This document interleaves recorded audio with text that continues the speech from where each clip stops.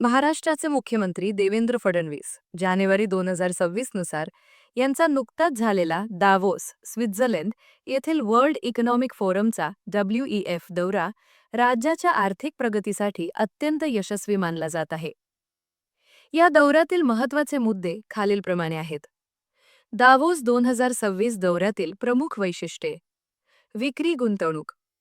या दौऱ्यात महाराष्ट्र सरकारने तब्बल 30 लाख कोटी रुपयांचे सामंजस्य करार MOUs केले आहेत. मुख्यमंत्र्यांच्या मते ही गुंतवणूक भविष्यात 40 लाख कोटींपर्यंत पोहोचू शकते. रोजगार निर्मिती. या गुंतवणुकीमुळे राज्यात सुमारे 40 लाख नवीन रोजगार संधी निर्माण होण्याचा अंदाज आहे. Tata Sons Innovation city.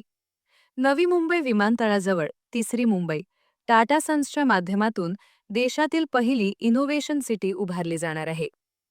परकीय गुंतवणूक FDI. एकूण करारांपैकी 83% गुंतवणूक ही थेट परकीय गुंतवणूक आहे.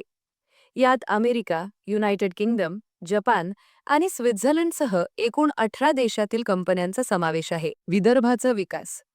या गुंतवणुकीतील सुमारे 13% वाटा अंदाजे 2.70 लाख कोटी विदर्भासाठी असून छत्रपती संभाजीनगर मराठवाड्यामध्ये 55,000 कोटींची गुंतवणूक होणार आहे. गुंतवणुकीची प्रमुख क्षेत्र या दौऱ्यात केवळ पारंपरिक उद्योगांवरच नव्हे तर आधुनिक तंत्रज्ञानावरही भर देण्यात आला आहे. AI आणि डेटा सेंटर्स. महाराष्ट्र हे डेटा सेंटरचे जागतिक हब बनवण्याचे उद्दिष्ट. Green energy. हरित हायड्रोजन आणि नूतनीकरणक्षम ऊर्जा प्रकल्पांसाठी मोठे करार. इलेक्ट्रॉनिक्स आणि सेमीकंडक्टर. फॅब सेमीकंडक्टर्स क्षेत्रात मोठी गुंतवणूक. लॉजिस्टिक्स आणि पायाभूत सुविधा. रायगड पेण ग्रोथ कॉरिडॉरचा विकास. महत्त्वाची टीप. विरोधकांनी या दौऱ्यावर टीका केली असली तरी मुख्यमंत्र्यांनी स्पष्ट केले की मागील वर्षीच्या 2025 दावोस दौऱ्यातील 75% करार प्रत्यक्षात उतरले आहेत.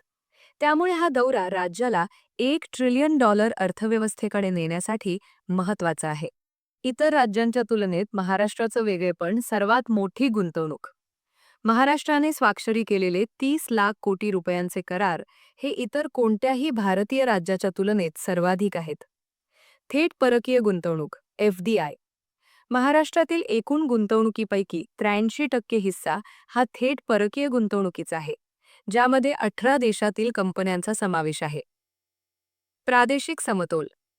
इतर राज्यांची गुंतवणूक सहसा एका शहरापुरती, उदाहरणार्थ हैदराबाद किंवा बंगळूर, मर्यादित असते. मात्र महाराष्ट्राने विदर्भ 13%, मराठवाडा आणि उत्तर महाराष्ट्र अशा विविध विभागांमध्ये गुंतवणूक खेचली आहे. पायाभूत सुविधा इन्फ्रास्ट्रक्चर. तिसरी मुंबई आणि इनोव्हेशन सिटीसारख्या मेगा प्रोजेक्ट्समुळे महाराष्ट्र इतर राज्यांच्या तुलनेत भविष्यातील तंत्रज्ञानासाठी क्वांटम कम्प्युटिंग AI सज्ज दिसत आहे. इतर राज्यांचे विशेष प्रयत्न. उत्तर प्रदेश.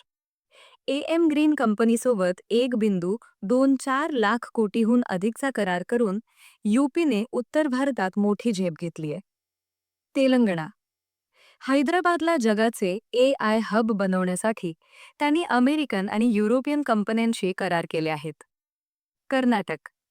बंगळुरूमधील वाहतूक कोंडीवर उपाय शोधण्यासाठी आणि एव्हिएशन क्षेत्रातील दिग्गजांना आकर्षित करण्यासाठी कर्नाटकने विशेष प्रयत्न केले.